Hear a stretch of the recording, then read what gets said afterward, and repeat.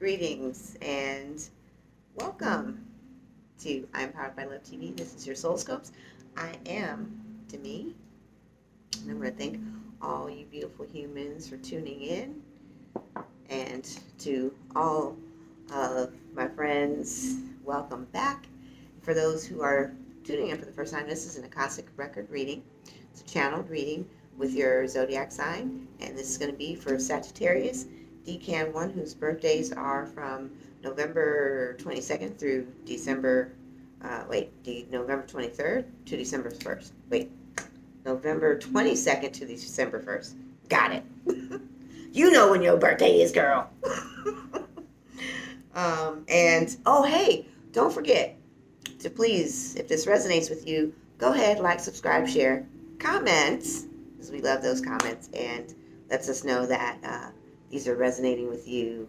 And then, ding, hit the bell for notifications so that you can receive notifications of every time when we drop these, and because we got other content coming. So, Sagittarius.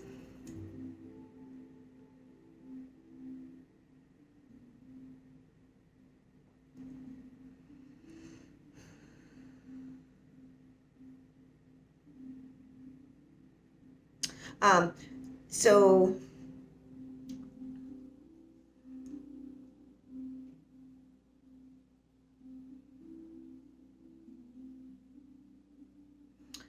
you are moving into the relationship sector. Your thoughts.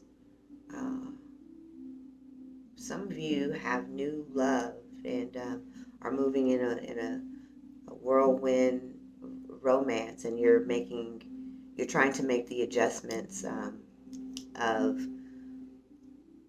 partnerships, and the new alliance of the partnership is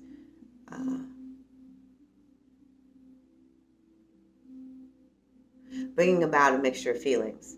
So in this mix of feelings, what I like to call a trick bag.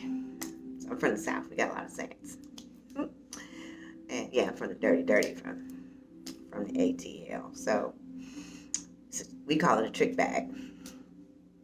And you know how, I'm going for the bag, the prize. This bag is a little bit tricky. It's because there's parts of you that love the affection and the time in the relationship, and the cuddles and all the attention, and the parts of the relationship that you're out and about and you're caught up in this tsunami of euphoric feelings. But then there's the part where you still deeply desire your freedom, your space, and this cave of a life that you can retreat back from. And there are times when you're looking at how this now aspect of you, I'm hearing nonchalant, I'm hearing cavalier, I'm hearing detachment,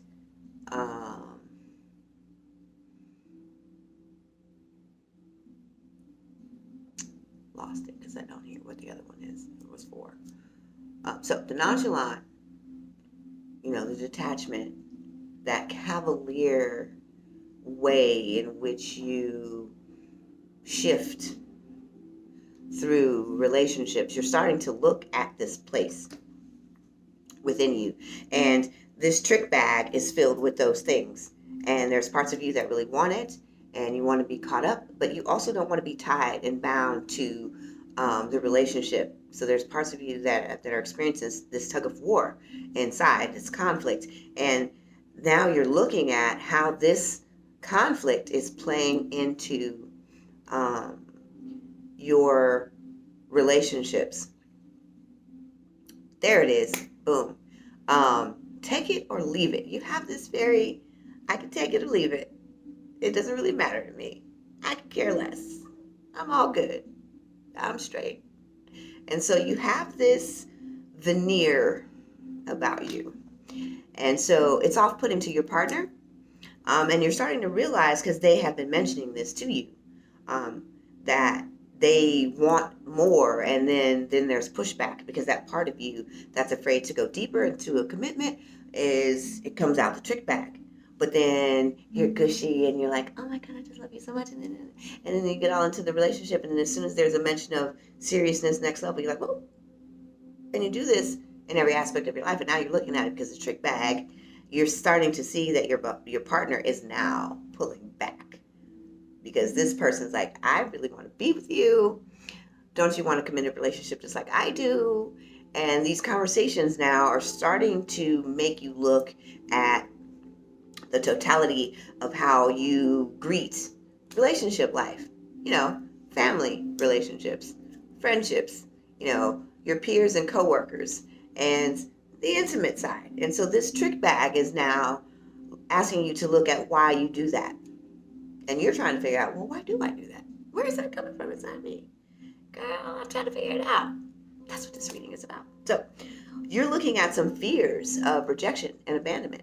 And that part that says, no one is going to really be there for me. And I have to be self-sufficient. I have to be self-reliant.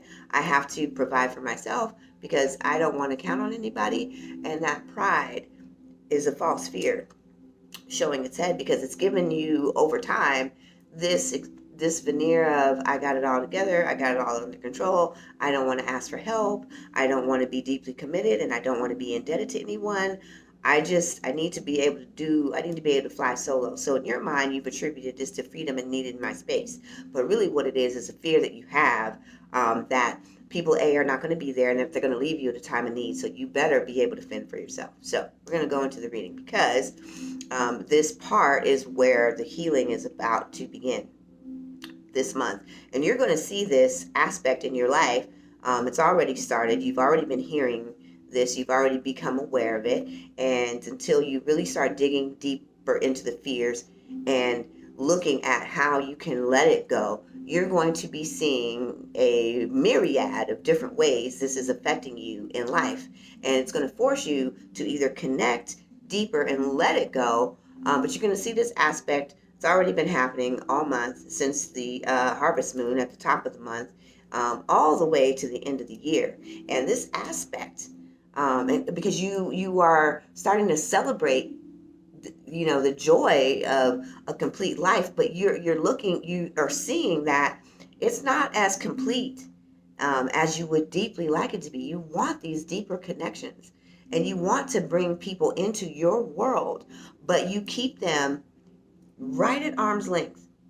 There's only so far you'll let people into your world, and you're starting to see that this has had a counter effect in different areas. And also with the retrograde, some old people are going to be coming back into your life, helping you redo and undo some of this part of your story. So we're going to look at the Moonology cards here, and then we're going to also take a look at your personal power cards, so that you can see what aspects of your soul strength have that you need to really be able to sit and listen to. I'm also hearing that because of your inability to make the commitment or set an intention of what you really want from the relationship, that the conversation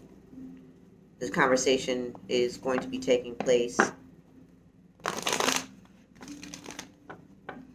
between October 16th,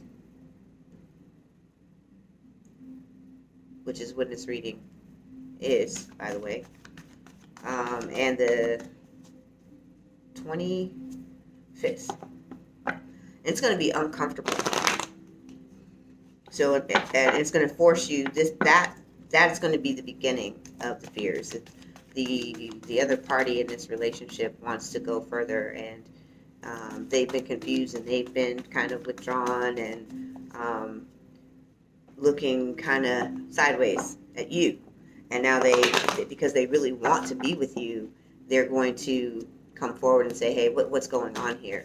The new moon and Mars with Saturn is going to have everyone being a little bit more assertive.